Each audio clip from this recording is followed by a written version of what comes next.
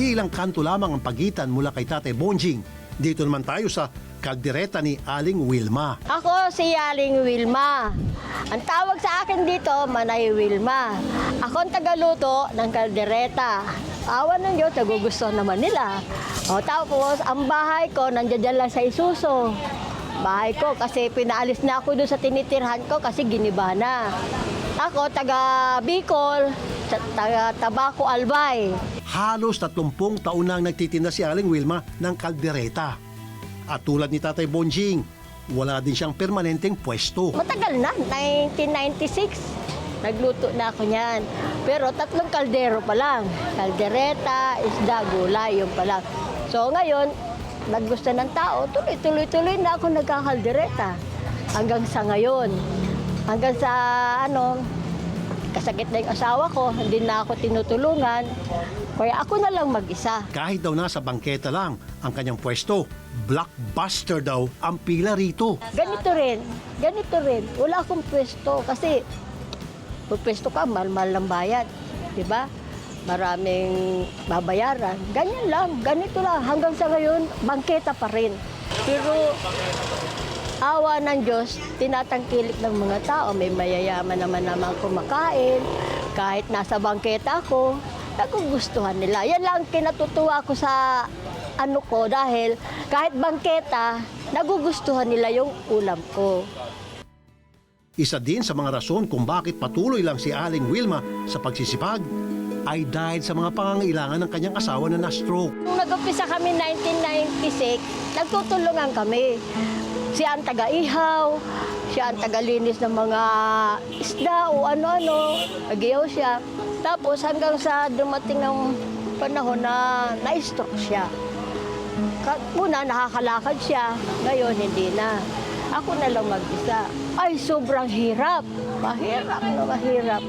Napakahirap. Pagkatapos kong magluto sa ganito, aasikasuhin ko naman yung asawa ko. Pakakainin mo, paliliguan mo, kasi hindi na siya nakakagalaw. Yun. Tapos, hindi ko maputol yung paghahanap buhay ko kasi kailangan ko ng pambili ng maintenance. Pagkain, diaper, yun ang ko. Sa kabila ng pagkakaroon ng patok na karinderya, hindi maiwasan ni Aling Wilma na maging emosyonal dahil sa pinagdaraanan ng kanyang asawa. Kung saan mahirap. Kasi nag-iisa lang ako wala naman akong Kaya tinitiis ko na lang. Siyempre, mahal mo yung asawa mo, gagawin mo yung lahat ng gusto niya. Diba? So, sobra ng hirap, kinuha na siya ng mga bata para matanda na ako. Hindi ko na rin kaya. Kaya kinuha na siya ng mga bata. Sabi ko, kayo na lang mag-alaga. Pero sa paghanap buhay, tuloy-tuloy ako para meron ako isuporta sa kanila.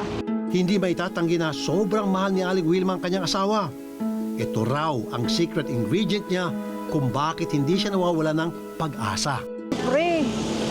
Siyempre kahit ganito ang itsura ko, sabi ko sa'yo, kahit maputi na buhok ko, mahal ko pa rin siya. Hindi kami maghihiwalay kahit malayo siya. Ando siya sa Malabo, nandito ako sa Blooming Street. Tuloy-tuloy pa rin ang pagtitinda ko para mayroon ako isuporta. Pero ako na lang mag-isa.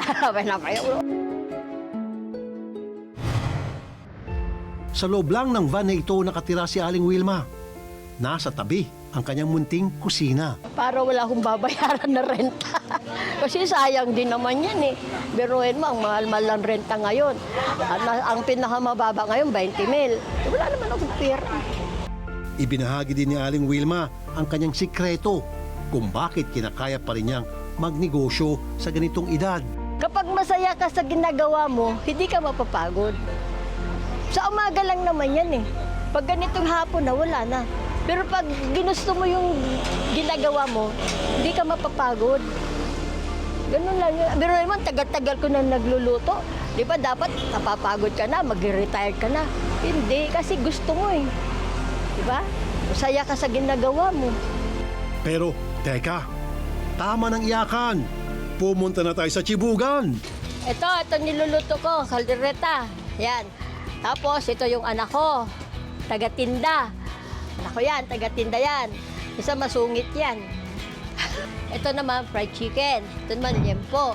Ito naman, kanin. O yan. At tara, doon na tayo sa kusina. Pakikita ko sa inyo yung kusina. Ito, suki ko rin to. Yan. Hi! Hi kayo. Hi. Hi. Yan. Ito, ang munti kong tahanan. Dito ako palagi-lagi para hindi ko makalimutan yung asawa ko. Kaya kahit bigyan ako ng magandang tahanan, dito pa rin ako. Ito ang kusina ko. Ito ang kusina ko, magulo pa. Di pa nalilinis. Mamaya ko nalilinisin niya pagkatapos ko magluto. Yan ang tagahugas ko. Masambahay ko. Ito, yan. Masambahay ko yan. Yun. So, yan. Tapos, ito yung mga ginamit ko sa pagluluto. Ito, yan. Ito, nakita mo na yan? Oo. Ano yan? Binili ko pa yan nung kasama ko pa asawa ko. Hanggang ngayon. Kaya nga sabi ko sa iyo, hindi ko pwede iwanan ko eh. Nakilala naman namin ang isa sa mga suki ni Aling Wilma na galing pang Bustos, Bulacan. Siguro, since 2017 pa yata yun, no ate? Yung nandun pa sila sa gilid, sa may ilalim pa ng akasya. Ayun, dun yung mga malalaking nilang inihaw na isda, ganun, kumakain na kami dito dun. Si Mel pala ay dumadayo din kay Aling Wilma para magpatanggal ng kalasingan. Dati nung nasa pier kami lagi, basta every Friday ng gabi, di ba, syempre inuman. Pagdating ng Saturday na umaga, nandito na kami, tanghalian, lunch. Dito kami talaga magtatanggal ng hangover. Yun talaga totoo. Para mas bigyang linaw kung nakakatanggal nga ba ng amats ang mga pagkain ito, nakipag-ugnayan kami sa isang toxicologist para magtanong tungkol sa alak at hangover. My name is Dr. Kenneth Artigango. I'm a medical toxicologist. I also work in Ateneo School of Government as a senior research fellow under the Policy Center. Alak, right now, as far as we know from the medical knowledge, whatever amount can be considered toxic. Kasi each person will have different reaction, variability. Some nakaka-tolerate, some cannot. No? But overall, over time, alcohol will affect your cells and your body organ. Now, let's discuss hangover. Yung hangover ay isang event or phenomenon sa mga nasosobrahan ang pag-inom ng alak. And what does alak do to the body? Well, first, if you drink too much, too concentrated, and too fast, your liver, yung atay mo, hindi kaya i-metabolize. Ang kalabasan doon ay this alcohol is going to go straight to the brain.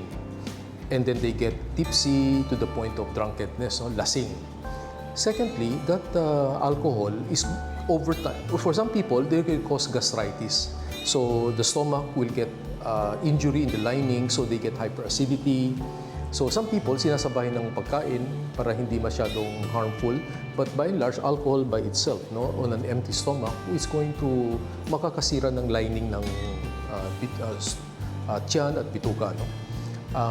The chemicals that comes out of the alcohol includes aldehyde. Samantala, aming binalikan si Aling Wilma para bigyan ng munting regalo. Isang buwang grocery at tulong pinansyal. Nagbigay na rin kami ng ilang gamit, gaya ng diaper at mga gamit pang personal hygiene ng kanyang asawa. Salamat. Maraming salamat. Malaking tulong na to sa amin, sa pamilya ko. Tapos kay sa asawa ko, pambilyang maintenance. Maraming salamat.